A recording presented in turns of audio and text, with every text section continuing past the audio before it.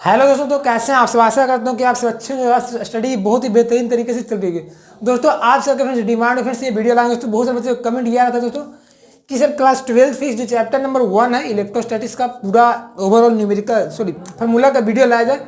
तो मैंने पूरे बुक से समराइज करके जो जो फार्मूले बनने लायक थे बन रहे थे उन सबको मैं लाया हूँ। उसको डिस्कशन करेंगे, ठीक है, कि कैसे हम लोग सवालों को हल करें इस फार्मूला के अकॉर्डिंग। तो चलिए शुरुआत करते हैं आज के नए क्लास को। बहुत ही इंपॉर्टेंट आपके लिए वीडियो दोस्तों, क्योंकि आपके लिए न्यूमेरिकल जो सवाल बनते हैं आपको फिर इसी फार्मूले से बनते हैं, ठीक है। कभी कभी ऑब्जेक्टिव सवाल आ जाते हैं तो आपको इसे फार्मूला जानना बहुत ही जरूरी होगा, है ना। देखते हैं, चलिए आराम आराम से। तो इसमें तो इलेक्ट्रोस्टैटिक्स में लोग दो चैप्टर पढ़ना है ना। पहला तो एक जावेश क्षेत्र वाला है और दूसरा विभव धारिता वाला है ना। तो दोनों को आज हमने इसमें इंक्लूड किया हूँ, ठीक है। तो दोनों को बारी बारी से देख लेंगे। आते फार्मूला नाम सबसे पहला फार्मूला तो क्या होता है कि आप सबने पढ़ा था एक आवेश का क्वांटमीकरण सिद्धांत, है ना। क्वांटाइजेशन पढ़े थे ना, आवेश क्वांटमीकृत होता है ना। तो उसमें हम लोग जब मैं आपको पढ़ाया था तो वहां मैंने एक लास्ट में एक फार्मूला लिखाया था, Q बराबर प्लस माइनस एनी, है ना। उसका मतलब इसमें क्या होता था, जो आवेश जो होता था तो एक इलेक्ट्रॉन पे आवेश का क्या होता था, पूर्ण गुणज होता था। पूर्ण गुणज का मतलब क्या होता है, 1 2 3 4 5 6 7 ऐसे रहता था। कभी भी आपका ये फ्रैक्शन में नहीं रहेगा, ऐसा नहीं कि 2.5 जो है एन का जो वैल्यू होगा आपका, मैं आपको बता दूं कि तो जहाँ पे एन का जो वैल्यू होगा ना वो हमेशा और हमेशा इस तरह से होगा, पूर्ण गुणज के 1 2 3 4 5 ऐसे रहेगा, मतलब, है ना। तो इस तरह से आपको पूर्ण जीरो भी हो सकता है, तो पूर्ण गुणज होता है, लेकिन ऐसा नहीं तो कि आप 1.1 लिख दीजिएगा, ये गलत हो जाएगा। तो ये क्यू होता है ना। ये आपका पढ़े थे सबसे पहला जो चैप्टर में पढ़ना है, तो अब इसका क्वांटमीकरण ही पढ़ना हम लोग को। आगे बढ़ते सेकंड में आपको कूलॉम का नियम बताया था कि जब दो आवेश गोलीय आवेश बिंदुवत आवेश के रूप में जब दोनों को रखते हैं एक आर डिस्टेंस पे निर्वात में, तो वहाँ पे दोनों के बीच क्या होता है, बल लगता है। यदि आवेश दोनों पे सेम चार्ज है तो आपका रिपल्सन फोर्स मतलब प्रतिकर्षण बल, यदि अलग अलग चार्ज है तो अट्रैक्शन फोर्स। तो वहाँ से बने हुए डिराइव किया थे हम लोग फार्मूला, क्या, F बराबर K into Q1 into Q2 बटा आर स्क्वायर। तो यहाँ पे K का वैल्यू इस तरह से होता है, आपको इसको ऐसे भी लिख सकते हैं आप लोग। K का वैल्यू जो होता है तो आपका 1/4 पाई इप्सिलॉन नॉट होता है। इसको क्या बोलते हैं, बच्चे कभी कभी क्या होता है ना, इसको पढ़ने में गलती करते हैं, उनको पढ़ने नहीं आता, तो मैं बताता हूँ आपको क्या इसको बोलते हैं। इसको तो हम लोग बोलते हैं इप्सिलॉन नॉट बोलते हैं। क्या उसको बोलते हैं, इसको अंग्रेजी में देखा जाए तो इप्सिलॉन नाउट बोलते हैं, ठीक है। नॉट सही है ना, शायद NO होगा। इसको हिंदी में बोला जाता है तो इसको बोलते हैं एप्सिलॉन, क्योंकि मैं भी शुरुआत में पढ़ता था तो मुझे दिक्कत होता था, ठीक है। तो मैं आपको बता देता हूँ, क्योंकि बुक में कहीं लिखा हुआ है नहीं एनसीईआरटी में। एप्सिलॉन नॉट इसको पढ़ते हैं, है ना, ई के जीरो को। ये आपका कूलॉम का नियम हो गया। F बराबर क्या आता है 1/4 पाई epsilon not Q1 into Q2 बटा आर स्क्वायर। Q तो क्या आपका आवेश है, पहला पे आवेश कितना है, दूसरा पे आपका आवेश कितना है, तो दो आपका चार्ज दे देगा, प्लस मान लीजिए कोई दे देगा +2 कूलम -15 कूलम, है ना। और दोनों में डिस्टेंस दे देगा, मान लीजिए कुछ मीटर में दे देगा, तो बोल के बीच में कितना बल लगेगा तो निकाल लीजिएगा, है ना। इप्सिलॉन दोस्तों वैल्यू इसका पता होना चाहिए आपको। इसका होता है 8.854 गुना 10⁻⁻12 कूलम स्क्वायर पर न्यूटन मीटर स्क्वायर। ये इसका वैल्यू होता है कि वैल्यू को पुट करके आप कर लीजिएगा। यदि तो आपको पूरा वैल्यू जानना होगा, यदि पूरा वैल्यू जानना है 1/4 पाई इप्सिलॉन नॉट का, तो उसका वैल्यू याद कर लीजिएगा 9 गुना 10⁻9 होता है। क्या होता है, ये टोटल K का वैल्यू तो 9 गुना 10⁻9 होता है, याद रखिएगा। K का जो वैल्यू होता है आपका ये 9 गुना 10⁻9 होता है, ठीक है। लेकिन इसका देखा जाए दोस्तों इप्सिलॉन नॉट का तो ये आपको होता है। चलिए दोस्तों आगे बढ़ते हैं। इसका वैल्यू याद कर लीजिएगा न्यूटन मीटर स्क्वायर पर कूलम स्क्वायर। आगे बढ़ते दोस्तों हम लोग तीसरा नंबर अध्यारोपण का सिद्धांत। देखिए हम लोग सुपरपोजिशन थ्योरम पढ़े थे, है ना। बहुत सारे आवेशों को हम जोड़ जो फोर्स लगता है अलग अलग उसको हम जोड़ देते हैं सीधे क्रम में सिस्टम में। तो अध्यारोपण का सिद्धांत का फॉर्मूला क्या होता है, F1 बराबर वेक्टर बराबर F1 plus F2 plus dot Fn। मतलब को कोई सिस्टम में बहुत सारा चार्ज दिया हुआ है ना, तो सब चार्ज को आप सीधे जोड़ दीजिएगा तो आपका रिजल्टेंट वहां से निकल जाएगा, है ना, सुपरपोजिशन थ्योरम से। इसमें मैं आपको न्यूमेरिकल भी करवाया था आपको, है ना। तो इसकी फॉर्मूला की याद कर सकते हैं आप लोग। चौथा फॉर्मूला मैंने क्या लिखा, विद्युत क्षेत्र के बारे में, है ना। इससे न्यूमेरिकल आपको ऑब्जेक्टिव में आता है ना, सब्जेक्टिव आता नहीं, ऑब्जेक्टिव आता है इसमें। आपका सीधे तो क्या करेगा ना, आपको फोर्स दे देगा, वैल्यू इतना न्यूटन लग रहा है, एकांक आपका आवेश दे देगा या परीक्षित आवेश दे देगा। अब बोले को विद्युत क्षेत्र का निकालो मान कितना होगा, तो सीधे कुछ नहीं करना, एफ बटा क्यू कर देना। एफ यहाँ पे बल है, क्यू आपका आवेश है। यदि ऐसे नहीं देगा दोस्तों तो आपके देखो क्वेश्चन में कैसे कर देगा, आपको बोल रहा कि बिंदुवत आवेश है और उतना डिस्टेंस मतलब पे कितना, मतलब कोई बिंदुवत आवेश है और वहां से इतना दूर पे कितना विद्युत क्षेत्र उत्पन्न होगा। मतलब आवेश यहाँ पे है और हमको विद्युत क्षेत्र निकालना है, इतने यहाँ पे निकालना है, यहाँ पे निकालना है, तो आर डिस्टेंस दे देगा। जब ऐसा केस रहेगा, डिस्टेंस वाला केस रहेगा, आर डिस्टेंस करके, तब वहां पे ये फॉर्मूला लगाइएगा, 1/4 पाई एप्सिलॉन नॉट क्यू बटा आर कर दीजिएगा, है ना। तो दोनों फॉर्मूला याद रखिएगा विद्युत क्षेत्र निकालने का। आगे बढ़ते हैं, 5वां नंबर, वैद्युत फ्लक्स। इसका निकालने का फॉर्मूला क्या होता है, देखिए पहले तो फ्लक्स को हम लोग फाई से डिनोट करते हैं, याद रखिएगा, जो कि होता है आपका ई इंटू डी ए होता है ना, विद्युत क्षेत्र इंटू एरिया होता है। तो विद्युत क्षेत्र E into D S cos theta होता है, याद रखिएगा, ठीक है। यदि आपको थीटा का वैल्यू नहीं दिया हुआ है तो वहाँ पे थीटा का 0 मानिएगा, 0 है ना, 90 नहीं 0 मानेंगे, तो वहाँ से ई डी ए हो जाएगा सीधा फॉर्मूला, कॉस थीटा को 0 1 होता है, तो ई डी ए होता है। अब मैं जो होल इंटीग्रेशन क्यों लिया दोस्तों, मैं इसलिए तो लिया ना कि आपका जब भी विद्युत फ्लक्स निकलता है दोस्तों ना, कोई क्लोज लूप के लिए निकलता है, मतलब कोई बंद पृष्ठ के लिए ही निकलेगा। ऐसा नहीं तो कि खुला है तो यहाँ पे विद्युत फ्लक्स निकालेगा, नहीं, कोई खुला पृष्ठ का यहाँ पे एरिया एस होना चाहिए, इससे प्रवाहित होने वाले विद्युत क्षेत्र ई होना चाहिए, तब यहाँ से फाई निकाल सकते हैं हम लोग ई इंटू एस करके, ठीक है। बात समझ रहा है। देखिए दोस्तों, बिकॉज मैं देखा हूँ कि यूट्यूब वीडियो हैं पढ़े हुए न्यूमेरिकल के, सॉरी फार्मूला के, लेकिन वो सिर्फ फार्मूला पढ़े हैं, लेकिन मैं आपको बता रहा हूँ क्या कैसे आपको सवाल आ सकते हैं, है ना, ये मैं आपको बता रहा हूँ, तो कुछ अलग टाइप का। अगला है वैद्युत द्विध्रुव पर कार्यरत बल। देखिए अब विद्युत द्विध्रुव तो पता ही होगा क्या होता है ना, एक समान आवेश का होता है सिस्टम जिसमें दोनों के बीच बहुत डिस्टेंस कम होता है ना, पढ़े ना, P = 2QL। तो वहाँ पे विद्युत ध्रुव होता है, विद्युत द्विध्रुव इलेक्ट्रिक डायपोल, उस पर कितना टॉर्क लगेगा, उस पर कितना बल आघूर्ण लगेगा, है ना, तो उसका फॉर्मूला होता है P इंटू साइन थीटा, है ना। अब बच्चे बोल सकते हैं यहाँ पे P क्या है, तो बता दो दोस्तों, P जो होता है आपका वो होता है 2QL होता है। 2 क्या है ये पता है आपका, Q क्या है आवेश है, L क्या है डिस्टेंस है दोनों के बीच का। तो टाउ और P साइन थीटा से आप क्या निकाल सकते हैं, आपका बल आघूर्ण निकाल सकते हैं, कितना उस डाइपोल पे बल लग रहा है। थीटा क्या एंगल है दोनों का, है ना, बीच में जो गुजरता है वहां से विद्युत। आपको यदि नहीं पता दोस्तों तो मैं यहाँ पे पॉसिबल है नहीं बताने विद्युत द्विध्रुव के बारे में, तो मेरे जाकर वीडियो देखिए, मैं वहाँ पे सब ड्राइव किया हूँ, जितने फॉर्मूले हैं ना सब ड्राइव किया हुआ है ना, तो मैंने वहाँ पे बताया था। 7वां नंबर गॉस का नियम। तो गॉस का नियम पता ही होगा आप लोगों को, 5/Q/ε0 होता है। तो इससे आप सवाल एग्जाम में आते रहते हैं, विद्युत फ्लक्स निकालने का, एकांक आवेश निकालने का, है ना। तो इससे आप क्या निकाल सकते हैं, फ्लक्स, इससे फ्लक्स निकलता है, ठीक है, गॉस के नियम से विद्युत फ्लक्स निकालते हैं। ये तो तीसरा जो इंपॉर्टेंट 3 जो फॉर्मूला है ना, ये इससे न्यूमेरिकल खूब आते हैं, तो मतलब कि बहुत ही आता है, बड़ा लंबा आता है। तो फॉर्मूला याद रखिएगा। ये फॉर्मूला किसके लिए, तो अनंत लंबाई के सीधा आवेशित तार के कारण यदि विद्युत क्षेत्र उत्पन्न हो रहा है तब उसका कितना होगा उसको निकालना था।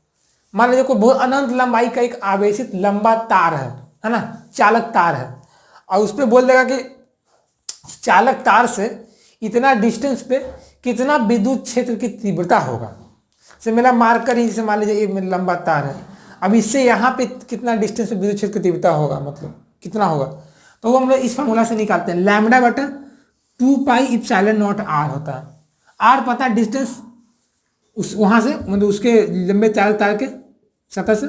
लैम्डा को पता नहीं होगा क्या होता है, तो लैम्डा तो कहते एकांक लंबाई आवेश होता है ना, इसको रेखीय आवेश बोलते हैं। तो इसको लैम्डा क्या बोलते हैं, रेखीय आवेश घनत्व बोलते हैं, याद रखिएगा, ठीक है।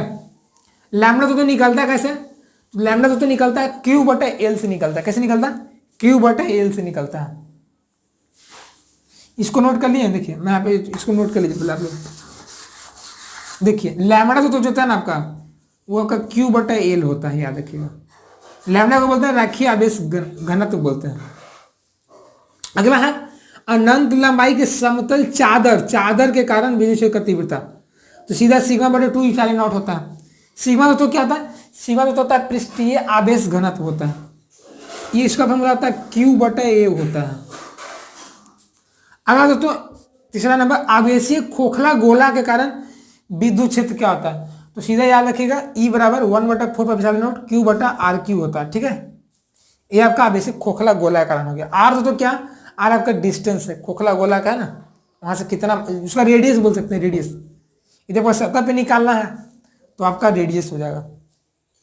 यदि मान लीजिए खोखला गोला से कोई डिस्टेंस पे निकालना, मतलब आर कैपिटल आर डिस्टेंस पे, तो ये वाला आपका कैपिटल आर हो जाएगा।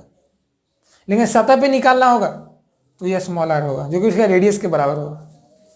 आगे बढ़ते हैं, 8वां नंबर, विद्युत द्विध्रुव के कारण विद्युत क्षेत्र की तीव्रता कैसे स्थिति में, अक्षीय स्थिति में, एक्सियल पोजीशन में, तो E बराबर 1/4π0 2p/RQ होता है, जो कि ये वाले एग्जाम में ना भाई बहुते बार आता है, इसको ड्राइव करना रहता है, तो मैं ड्राइव कर दूँ, जाकर देख सकते हैं आप लोग, ये फॉर्मूला सब कर सकते हैं। ठीक है, P क्या है, P आपका विद्युत द्विध्रुव है जो कि 2QL के बराबर होता है, यहाँ बताया हूँ आपको। R वही आपका डिस्टेंस है, कितना डिस्टेंस आपका निकालना है विद्युत की तीव्रता। अगला निरक्षीय स्थिति में, या इसको बोलते हैं विषुवतीय तल में बोलते हैं इसको, है ना, तो निरक्षीय स्थिति में भी क्या कैसे निकलेगा, याद कर लीजिए, E बराबर 1/4π0 P/RQ होता है। मतलब यहाँ पे 2P रहेगा तो यहाँ पे सिर्फ P रहेगा, ये डिफरेंस है। 2P अच्छी स्थिति में रहेगा और निरक्षीय में आपका P/RQ रहेगा। ठीक है, तीसरा नंबर, किसी भी स्थिति में, मान हमको नहीं बोलेगा क्वेश्चन में कि अच्छे में निकालो निरक्षीय में, हमको सीधे कोई बोल देगा, मतलब चर्चा ही नहीं किया गया क्वेश्चन में, तो चर्चा नहीं करेगा तो वहां पे समझिए कि वो आपका वहां पर कोई थीटा जरूर देगा। थीटा मतलब किस एंगल पे है वो आपको देगा। जब थीटा दिया रहेगा समझिए कि वो किसी भी स्थिति में है, मतलब कोई भी पोजीशन में है, तो वहां से आप निकाल सकते हैं फॉर्मूला यूज करके। E बराबर P/4π0 RQ into 1/3 cos square theta, theta समझे, तो यहां से आप निकाल सकते हैं किसी भी स्थिति में क्या, विद्युत क्षेत्र की तीव्रता। तो ये तो ओवरऑल जितने फॉर्मूले तो ये यहाँ पर चैप्टर नंबर 1 में है, किसके, आवेशित क्षेत्र के कारण विद्युत की तीव्रता, जो है ना पहला चैप्टर आवेश वाला उसका है। जो सेकंड चैप्टर में तो इलेक्ट्रिसिटी 2 चैप्टर आते हैं, है ना, तो दूसरा विद्युत विभव एवं धारिता, तो उसके जो फॉर्मूले हैं बच गए, उसको मैं भी कराता हूँ, पहले उसको नोट कर लीजिए। तो फ्रेंड्स चलिए अपने फ्रेंड्स जो रिमेनिंग पार्ट्स बचा हुआ उसको हम लोग क्लियर करते हैं, क्या कहता है। ठीक है, तो ये हमारा आपका है इलेक्ट्रोस्टैटिक्स का चैप्टर है, विद्युत विभव एवं धारिता वाला है। ठीक है, इस पोर्शन को क्लियर करते हैं हम लोग। तो सबसे पहला तो आपका विभव चैप्टर में है, तो विभव के बारे में जानिए, विभव होता है क्या।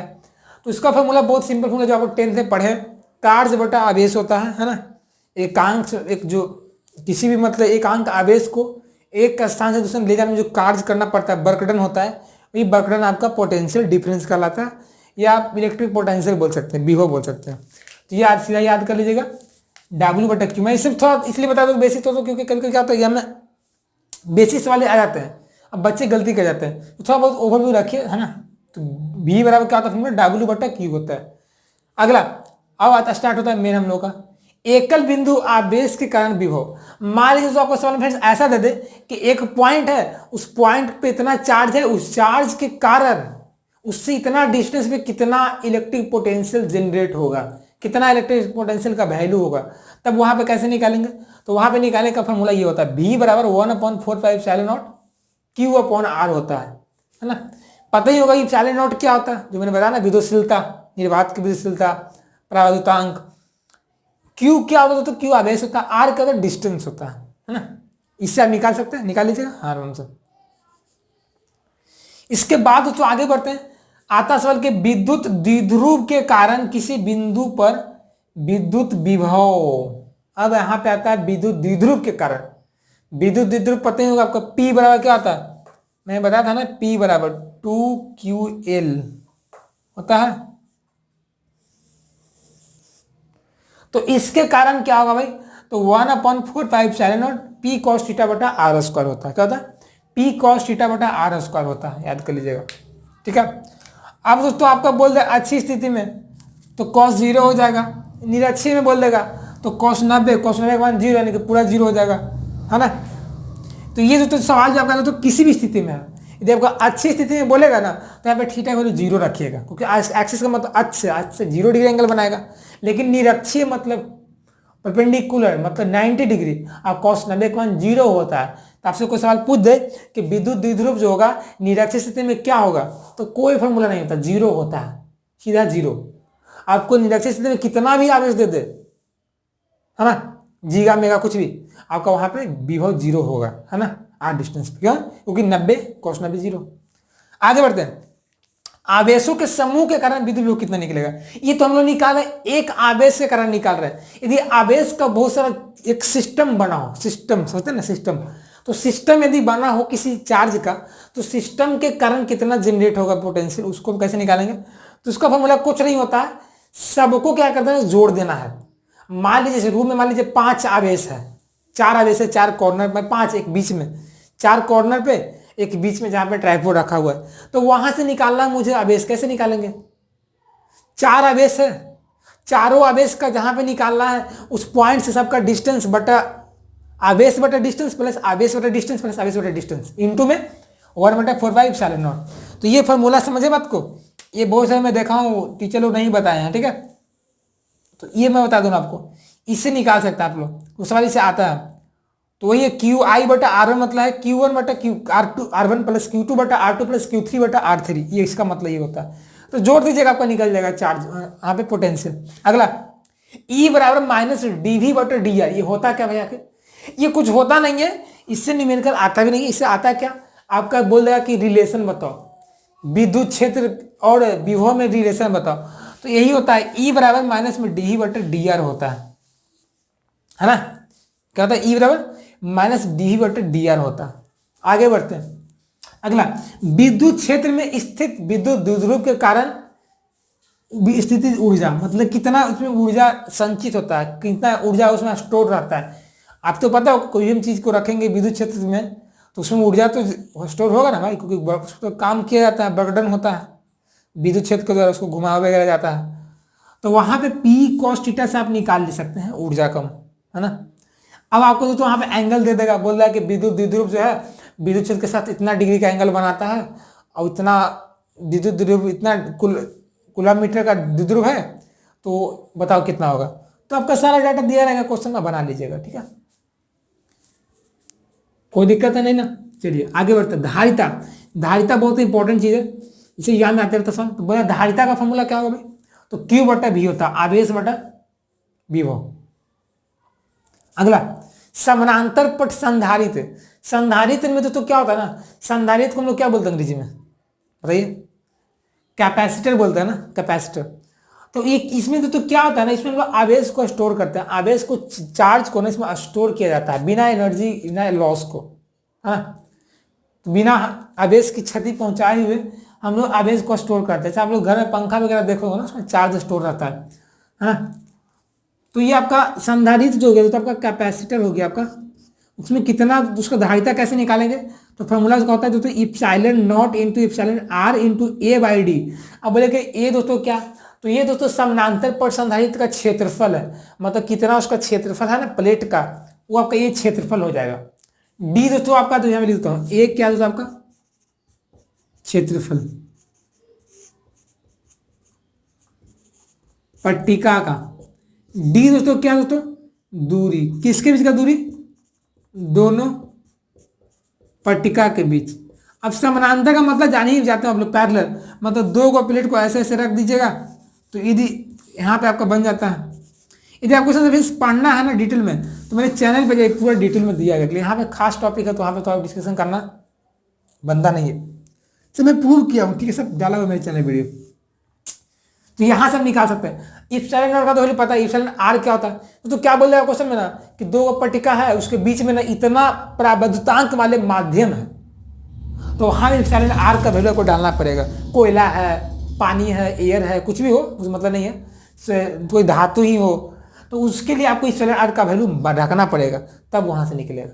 यदि तो बोले एयर है, तो एयर है तो मतलब क्या था, आर का वैल्यू 1 हो जाएगा, इप्सिलॉन आर का मान निर्वात के लिए 1 हो जाता।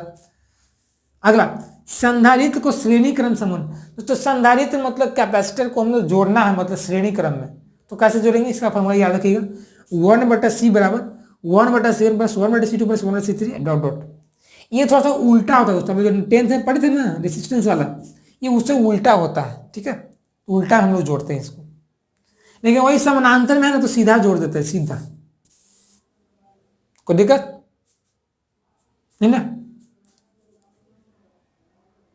तो एक बात याद रखिए दोस्तों, पैरेलल में दोस्तों ना, पैरेलल में दोस्तों ना विभव क्या होता है ना, आपका समान होता है, याद रखिएगा। और श्रेणी में दोस्तों ना आपका आवेश का मान समान होता है। आप पैरेलल में कितना भी आवेश, कितना भी जोड़ दीजिए संधारित्र को, उस सब संधारित्र का जो आवेश जो होगा वो सेम होगा, जो भी होगा, जो 10 कूलम 20 कूलम सेम होगा। लेकिन पैरेलल में जोड़ेंगे दोस्तों तो ये विभव का मान क्या होगा, सेम होगा। आगे बढ़ते हैं, संधारित्र में संचित ऊर्जा कैसे निकालेंगे भाई, ऊर्जा को संधारित्र में दे देगा, बोले उसमें ऊर्जा कितना होगा। तो याद रखिएगा फॉर्मूला होता है, 3 फॉर्मूला होता है, 1/2 CV² 1/2 QV और 1/2 Q²/C होता है। ये 3 फार्मूला आप निकाल सकते हैं, ठीक है, इससे आप ऊर्जा निकाल सकते हैं, ठीक है। तो ओवरऑल दोस्तों हम लोग को यही फार्मूले हैं, इस फार्मूला से बाहर कुछ भी नहीं है। जितने सवाल आते हैं इर्द गिर्द इसी के आसपास घूमते फिरते रहते हैं।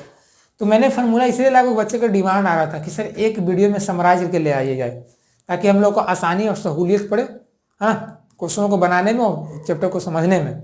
इसलिए मैं इसको लाया था, इसको नोट कर लीजिए। तो दोस्तों कैसा लगा आज क्लास, अच्छा लगा ना, कुछ सीखे, हेल्पफुल था, तो प्लीज़ यार वीडियो को लाइक कर दीजिएगा। और तो इसको तो बोलने की जरूरत है नहीं, कुछ समझ आ रहे हैं आप लोग, तो प्लीज़ चैनल को सब्सक्राइब कर दो, क्योंकि फ्रेंड्स आप सबके लिए बहुत ही स्ट्रगल किया जा रहा है इस चैनल पे, आप सबके लिए बहुत ही लगातार वीडियो डाले जा रहे हैं, हर तरह से आपको बहुत जितना हो सके मतलब आपको पहुँचाया जा रहा है। तो कुछ आपका भी बनता है, सब्सक्राइब कर दें चैनल को, ठीक है। अब बगल में जो नोटिफिकेशन बेल है उसको भी प्रेस कर दीजिएगा, ताकि जितने नए नए वीडियोज आएंगे उससे आप अप टू डेट रहेंगे, ठीक है। मिलते हैं नई वीडियो में, तब तक के लिए बन रहिएगा। जय हिंद, जय Bharat, take care, bye, best of luck.